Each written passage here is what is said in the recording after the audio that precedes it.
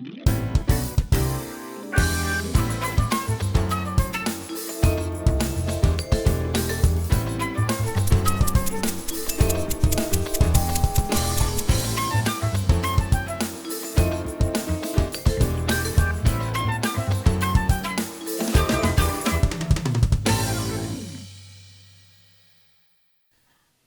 right. Hi, everybody. How y'all doing? We are so excited you are here with us.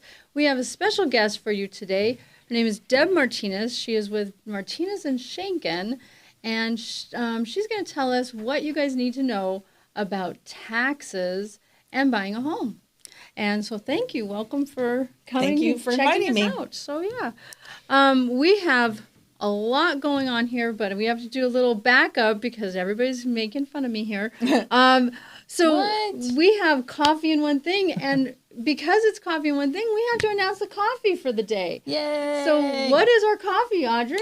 We are celebrating Folgers, and it's a classic roast. Pop it in your Keurig and enjoy a hot cup. All right. I was expecting that song, but okay. And Next episode. that's the next episode. Tune in next If they're time. singing, I'm out of here. So Deb, kind of tell us a little bit about your company. How did you get started, and walk us through kind of what you're all about. Okay. Well, I'm a certified public accountant. I've been in for a very, very long time. Got my license in 1983. My partner and I have been together since 1999, and basically we service individuals and small businesses. All right. And what type of services do you offer? Tax and accounting. Okay. So someone comes to you, say a small business owner, and they say, I don't know what I'm doing. And you just boss them around or what? And as you know, we have a really robust referral situation in which if somebody comes to us and they have some kind of a business problem that we don't know how to solve, we have people. Nice. There you go. Nice. So, and if they need real estate, we'll be sending them over to you. Nice. We like that. Now, you guys also do bookkeeping. Yes, accounting. So not just I said accounting. taxes. Oh, That's You the same did. thing. Okay. Yeah. I We're did just say kind of We're clarify for clarifying. people who don't know. Okay, yes, we do all of that. Whatever you need, we can do it. And if we can't, we'll find somebody who can. I like Nice. hearing that. All right. So we're going to start you off with a few questions just to Great. kind of start things out, if that's all right. So give us some pointers, some ideas on what our listeners are going to need to know about potential tax savings on if they want to buy a house. What would you say? Well, I mean, traditionally, the biggest tax saving people are most familiar with is the deduction for mortgage interest. Now, in 2017, there was a new tax law that was passed called the Tax Cuts and Jobs Act, TCJA, and that one actually increased the standard deduction to the point where fewer people are itemizing, so fewer people are getting the benefit from the mortgage interest. That doesn't mean nobody, that just means fewer.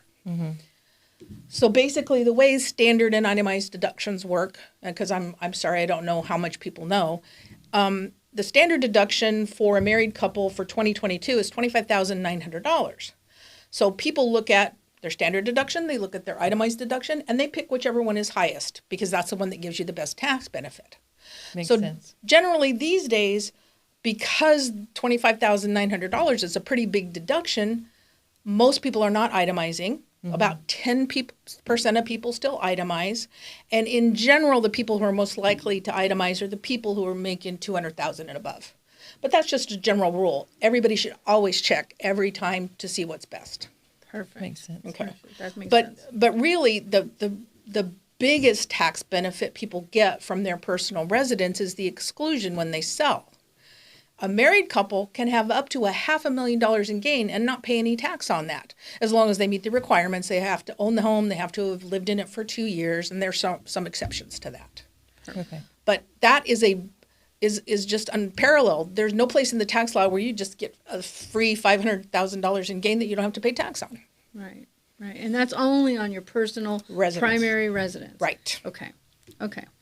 Awesome. And then, so one thing that I've kind of tell people, and I'm hoping I'm telling them right, is no matter if it's a primary residence or it's a investment, to save all their receipts, because when they go to sell, they could write the cost off. Okay. Is that So what happens is, I mean, before it used to be really unusual that people in this area would have $500,000 in gain.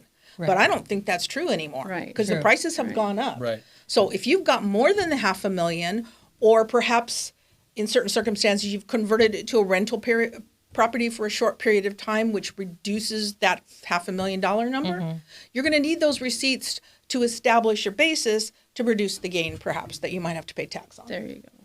Yeah, so you can take those items that you've done, upgrades or whatever, off the gain, Yes. right? Yeah. Okay. So it's just clarifying. simply, generally your basis is what you paid for the property plus any improvements you've made, but the improvements you're going to need to prove. Right. Perfect. That helps a lot. So save receipts. So Yeah. save your receipts, people. I'm it's for it. it's important. Potentially, if you sell a house for $600,000 and your improvements were $50,000 and you have the receipts to prove it, you could write off $550,000. Yes. Okay. In a way. All right. That's, In Yeah. basic terms. basic terms. That is, that is We're, true. Yeah. we're sure there's complications, but Everything is. But that's what she's for. Exactly. They're the ones that do the come and numbers. send them to you. Yeah. They do the math. Yeah. No, the computer does the math. I do not do math. You have to check it. There you go. So, so one of the other things that a lot of people ask is about if they wanted to get into investments. Kind of talk about 1031 exchange. Talk about some of the things that you can do. Maybe you invest in a specific neighborhood because there's better tax benefits. So, kind of walk us through some of that Talk stuff. about that stuff. I mean, the bottom line is that if you buy an investment property, most of the time people are going to rent it. And if Right. they rent the property, they're required to take a deduction for depreciation, which is basically just a portion of the cost of the home.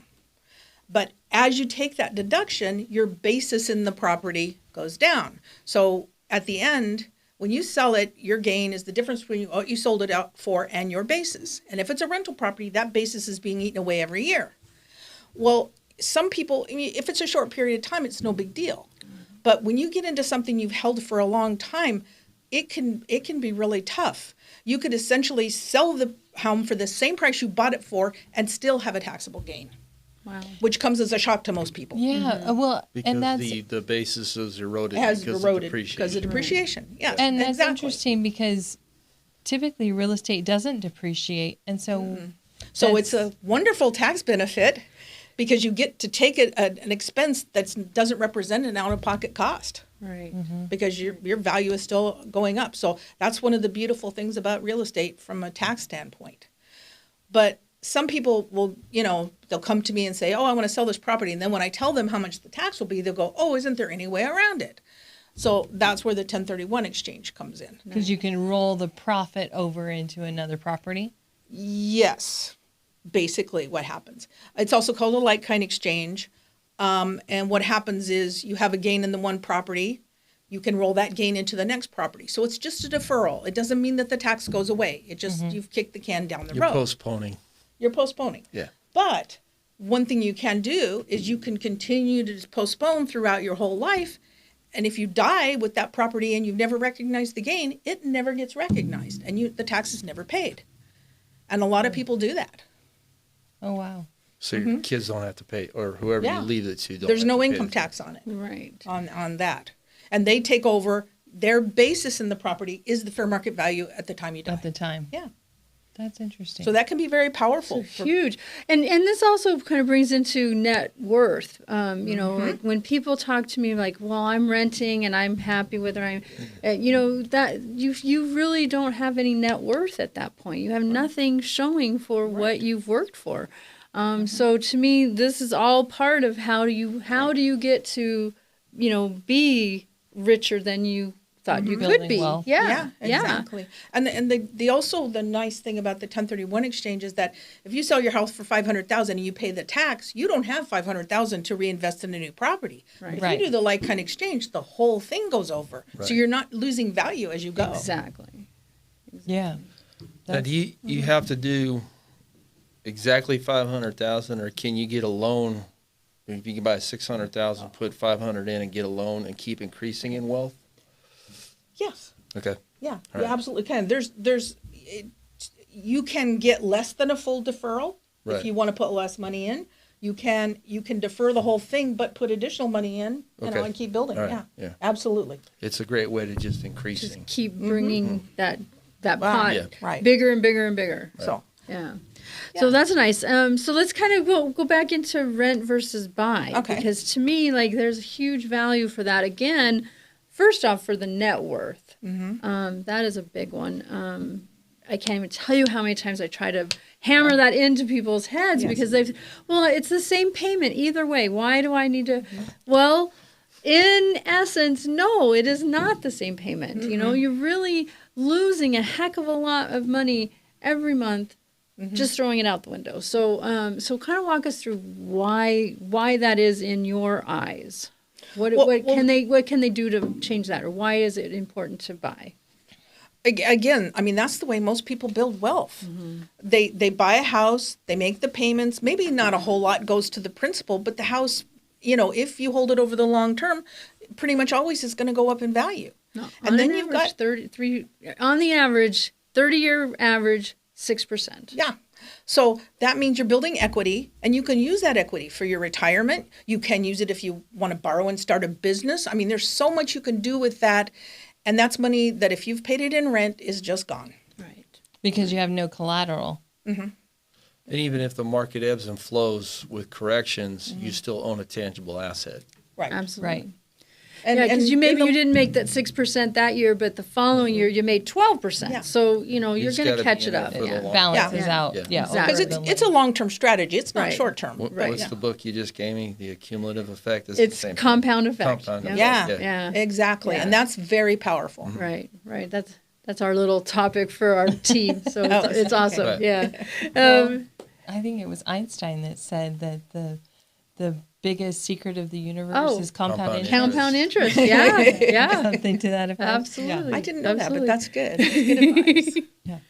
It's amazing how you look at graphs and charts and things of what compound interest does. Oh, yeah. It could And how really it- change your world. Yes. Yeah. Yeah. So that's awesome. And tax-free appreciation is huge, too. Yeah. And really, so not having to pay the taxes on it is even better. Yes. So Takes discipline.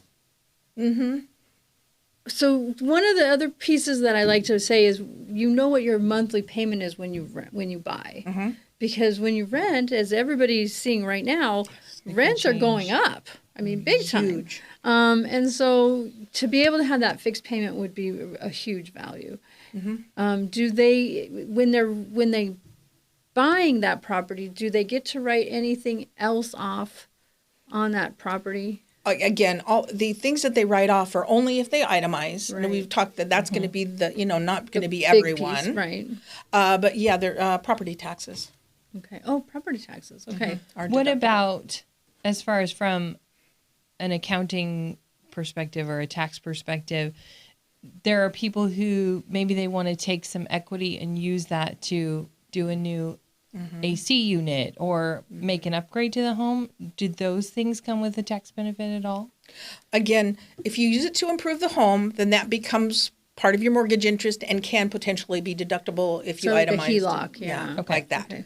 If you use it for other things, then it's not deductible. No, right. It would have to be something that Improves adds the home. value to the Exactly. property. Yeah. Right. Okay. I have one other question. It kind of goes back with the 1031. If you say you had a $500,000 sale, you spent $400 on the house, can you take the other 100 and 1031 the upgrades to the house Okay. out of the escrow account? Let me make sure that I understand this. So you're selling the house for $500,000. Right. Okay. You buy a house for $400, but you're going to put 100 improvements into the house. Can you 1031 the improvements? No. Okay. It has to happen simultaneously, and you Simultaneously. can never have access to those funds. Okay. Okay. Okay, they have to be in the control of the qualified intermediary Okay. we talked about. All right. So cool. Okay. So that's good to know. So there is pieces of a 1031 that you don't really control. Like it's a third party. You never actually touch that money. No, and you can't have even control over the money, Okay. even if you don't touch it. You can't even have the option of touching it. Okay. Okay. Until you want to pay tax on it and take it Yeah, out, then yeah. it's your. And Then then you it's can It's yours. still your money. Yeah. Yeah, You it's just- still yours. You just- But you to take that Right. exchange benefit, you need to leave it in the QI. Just making sure people understand. Yeah. You know. So it's the 1031 exchange is very delicate. Everything has to be done exactly right or it does not work. And that's why you really need to work with people who are professionals at making those work. Know how it all. And title companies, I mean, I've done a few of them through the years, and title companies are brilliant at working with them and making sure everything happens the way it needs to happen. So Yeah. They make sure that you've met all the requirements. Right. Now, you need a tax professional to tell you whether you're going to get the deferral that you want. definitely, yeah. Because they've got to Do look that at your beforehand. yeah. Yes, Before you before- ever say- Before you Afterwards, there's decide not to much do we it. can do. Yeah. Yeah. Yeah. Afterwards, there's not much we can do, but yeah. Nice. So So with all of that, so let's talk about opportunity zones. can I go back to 1031 exchange? Oh, Yes. absolutely. Because I we're wanted here to for you. talk about a couple of other things. Yeah. Because you probably see this. You see people who've gotten rental properties and then they maybe get older or they get busier and they decide, I don't want to mess with this anymore. It's too much trouble. Right. So sometimes they'll hire people like you to manage the property for them, which is a good option. But sometimes they just want to do a 1031 exchange into something that someone else will manage. So there's a couple of products out there I wanted to mention. Nice. I'm not advocating for these as an actual investment because you've really got to be careful about vetting you're them as doing far and how as you're whether doing this is a good investment, whether these are good people, whether they manage it well, and whether it's good quality property. But there are a couple of them. One's a REIT, Real Estate Investment Trust, Yes. and then the other one is DST, Delaware Statutory Trust. Those generally will go in and buy some large property like a shopping center, or one of them I know buys student housing. And basically a lot of people put their money in and they just own a tiny little piece of it. And then Got it. these professional managers will take care of it. Right. So that is a way to keep deferring the gain, but you don't have all the... None of your Yeah. You mind don't have to has be the to I've got a landlord. lot Yeah. of older people, that are Okay. just, I'm ready to retire. I don't want to do this. So those are a couple of options there. That's but good. just the very most important thing is that you get with somebody who's going to sell this to you and you have confidence in the underlying investment. And you know it's Absolutely. like a true, Yeah. solid. Okay. You got want a a good history. DST company. Yeah. Yeah. Oh, I'm sure. Because that could go sideways quickly. Well, they're audited by the SEC every year. So, but, yeah. So cool. Well, thank you Good for that. option. That's awesome. So let's go back to opportunity zones. So Okay. when we were kind of doing this a little bit ahead of time, Scott and I, and I think Audrey was like, okay, so let's walk through what opportunity zones are. I've never heard of it before. Oh, a lot of people haven't. It's pretty new. Okay. That's part of that 2017 law. Okay. Okay. Okay. And it's set to expire in 2026. No one knows what But Congress the will do. benefits are through 32. Yeah, you can do that, but basically, You can't invest again after 2026 Yeah. unless they change it. Right. Okay. Okay. so basically, some of the advantages of it. Basically, you have to invest in an qualified opportunity fund. Okay. Okay, and there are a lot of large ones of those. And again, you want to vet those really carefully because what they're doing is they're investing in generally low-income areas. Okay, now that's not completely true because there are some areas that are designated as low-income that are really kind of up-and-coming areas. So, that's something to really look at. Right. Kind of like the regentrifying areas. Yes, Okay. exactly. I think Mesa's a good example of that. Right, Right. Like right. Mesa's got a lot of places that, are on the list, but because the light rail's coming through, some of those are really coming up in changing. Coming value. around. Yeah, coming Yeah. around. So we have a client who's investing in some over there. So Even some of old or downtown Phoenix. Yeah, there's a exactly. lot of regentrifying going Right. on. right. So there's a lot of that going on, and they're all over the country. Basically, they just have to invest in something in that area, and there's some rules about they have to invest 90% of the money in those kinds of projects. But the big advantage to those is that you don't have to reinvest all the money you get when you sell your property. You only have to reinvest the gain. Oh. So that okay. means you can take cash out of it. Nice. Okay. And not get taxed? Yeah. Oh, wow. So That's a big one. You can 1031-ish, You can sort of. You can take your original basis out of it. Okay. Okay. And then all you have to do is reinvest the gain money. That's a That's a big benefit. difference. Yeah. Yeah. It is. Yeah. But it's not a forever deferral. Right. At some Right, point right. it becomes taxable. But the other nice thing about it is if you invest in this property and after you invest, it goes up in value. If you hold on to it for 10 years, you don't have to pay tax on that gain. Nice. So Nice. so those are some good So those things are some about it. really good things to kind of wrap our heads around. And when we're talking about net worth, that's some easy ways to kind of build that net worth Right. and make sure that you have that nest egg to do your retirement that you Yeah. always, I mean, that's the American dream. Everybody wants Exactly. to retire. So yeah, that And those zones are determined by the U.S. Treasury? I don't think it's the How are they Treasury. determined? I don't know. I looked Okay. them up, I'm but just I don't. curious. It's some government agency that determines those, and they're qualified opportunity zones. And then, But you can look them up on the internet. Google tells Yeah, you I'm I'm everything. sure. It's and all then in is there a management company to help you purchase in there, or is it? What happens is many of them are set up as like giant partnerships. Because it's So all, you just buy into because the basically fund buy and they have into it and So then they kind of like figure the it REIT out. or the DS. Yeah, DST? they're a little bit Kind like of. that. Okay, now you can set up your own. Not that Okay. I'm recommending that people do that because you're going to have attorneys and accountants and all that kind of stuff.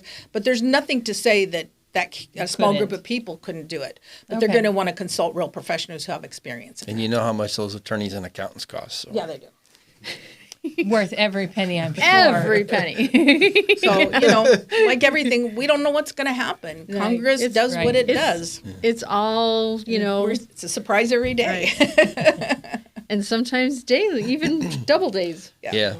So okay, well that's awesome. So I think if there's any other things that are on your top of your mind, anything that you wanted to kind of bring up and give us some heads up on, we would love to hear about that.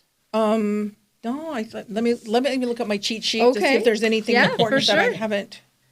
Oh, one of the things I thought I would mention because I'm sure you guys work with some people who are doing fix and flip. Mm-hmm. Okay. Yes. Just a thing. If they're doing fix and flip, you can't do a 1031 exchange with a fix and flip property. Just a Okay. little warning on that. Yeah. I've had a couple of people Try to think do that that. they're, and I'm like, Well, yeah, it's no. not like kind. It's got to be a rental. Right. If you're Yeah. selling a rental, you got to buy a Well, rental. it's because if you're It's 'cause fixing and it's flipping, it's short. inventory. Yeah, That's what it is. Yeah, Yeah. it's not You're an buying actual to sell. That makes it inventory. That makes it not Right. eligible. Yeah, okay. But it doesn't mean a fix and flipper couldn't buy something, turn it into a rental property, and then do it. Okay. Okay. And then, Scott, one of the questions you asked me about before was about converting a residence to a rental property. Did you ask? I thought about that the was one 1 of your year, question. like after living in it a year. Yeah. Yeah. Now that rule you're talking about, I think, is a lender rule. Yeah. Yeah, I it's not believe a tax rule. No. Okay. The tax law allows It was on you- our sheet, so. Yeah. That So if you buy a house, it's really your fault. It's I all had my to do fault. the list. It's all my fault.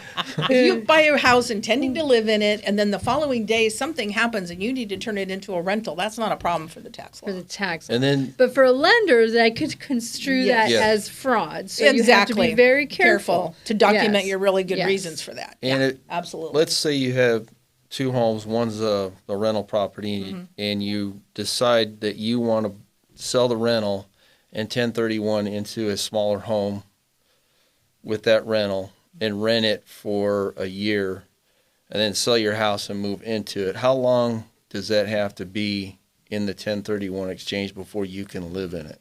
That's a good question. Of course, like a lot of things, It used to there's be no a year. rules. Okay. There really aren't. There's never been any rules. It's all about your intention. If you trade from one property, because 1031 is a trade, you trade from one property to another, and you can document that your intention was for it to be a rental property, then there is no time limit on that. Okay. But if you never rent it, then it's very hard to prove Okay. that was your All right. intention, I thought it was a year that it had to be No, I mean, I 1031. think Tenant that's- in place. Yeah. I think that's a thing that I would tell people, because then there's no problem. You're sure. Yeah. Then you don't Okay, get it's a into for the sure. You're not fraud. triggering an audit or Yeah, anything. exactly. Okay. And the question doesn't arise, and the questions that don't arise are the best ones. Okay. Absolutely. And so would that also qualify? Because I know you had mentioned that, because basically because you bought it as an investment, you don't have to live in it for 2 years to get the write-off because it was never your primary residence, I'm guessing. So Okay, I'm just yeah. working that in my head. Okay, so basically, if it's not your residence, that two-year Doesn't rule doesn't matter. apply, right. Okay. Okay. But then there's another situation in which you've got got a house that you've bought, and we've seen this in the past when the market hasn't been good. You live in a house, and then you would like to sell it, but maybe the prices are not good, and you just decide to rent it for a while. What happens there is the rule for getting that $500,000 exclusion Capital for married. gains. Yeah, that one. You have to have lived in it 2 out of the last 5 years. Right. Well, if you turn it into a rental, that means you pretty much have to sell it within 3 years to get anything. And during that 3-year period, the amount of your exemption, that $500,000 number, comes down. So it ends up at 0 after 3 years. Oh, wow. Okay. Yeah. Okay. So those are all really important things because people make decisions thinking they know what they're doing. Yes. And then That's why they you come talk to to your you accountant. Yeah. and they go, oh, this is what I did. And Yeah. you're like, I can't help you. So it's always good to be talking to And another really good point is that, Qualified professional. 1031s are wonderful, but they're not the right fit for everyone. yeah. Right. Somebody has to know everything else that's going on with you before they can say this is the best option. Perfect. Yeah. So, And so, say we have someone that has questions and, we don't have detailed answers for them and we send them to you. What's your process of, this new person is calling you, a new client? What does that look like for them? well, we actually have a person who's kind of screens any new clients. And what she does is she vets them. She gets copies of the prior returns and has a really good idea of what they're going to need. And then she selects the person at our office who's best equipped to handle them. Nice. And a lot of times she can give them a price up front of how much it's going to cost. Okay. Perfect. That's why we love you. Yeah.